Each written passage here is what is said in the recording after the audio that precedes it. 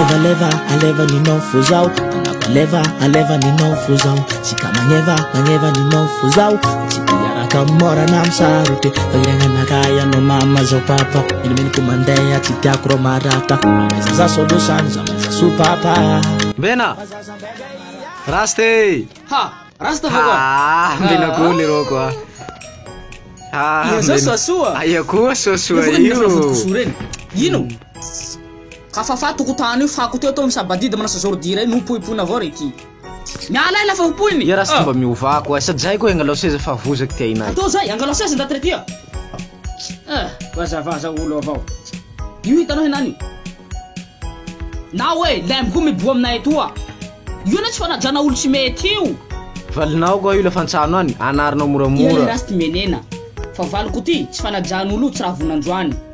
manaka ataony anareo henany io kavaly zao ko tsy metambitamby fa asiatsiahy hainao tsy raha vohy raika avao ty mivalo fa zao lafa tamin'ny toa domoky ka manao zao tena valinao ko bevoka ka la bevoka i tiahinao reo ty tsy bevoka zay bevoka niva tambitambezoko tsy anakanao masiatsiaky io ananareo ny koa hasiatsiaky la miboky bakany fa iha mihenjey avao koa rasty ty hasarota ty olo bevoka atanao ho io ty asa azy tambitambezoko io mivalinao nihitanao sao ty satiny raty heto sy tsy heto antsano ato zao mba raha vono manampy oro premièrement antsano koa tsy raha kabone ka hangetora sanandro maharara hene io ino ko sauve fa nahazo ampela baka antseningea rasty pelipelena tsy rengesy ty zao rasty sony ko ty ampela baka antseningea fe zao tsy nahazo tena le maniry biby tahazo ampela bakany kea nao ino tsy raha mamafatsano zaho avao mamafatsano na yao dinio zaho lelahy toy apamifanitsano pourquoi zaho lelahy toy apamafanitsano matoa avy etoa tsy hikarakara zay fomba manao akory zaho tsy mety zaho mahita anareo mody karakarany ty aty karakarany ty aroy soa hazo boloko rainga aminao ne io imaginez rasty zaho toy nanino iha rasty ty fingehinananay zaho avao manasa zao mahitaky solution ngose sika hanao essence valy feha manampy kely zao za manampy zao tsy raha ihary angatsy manao ty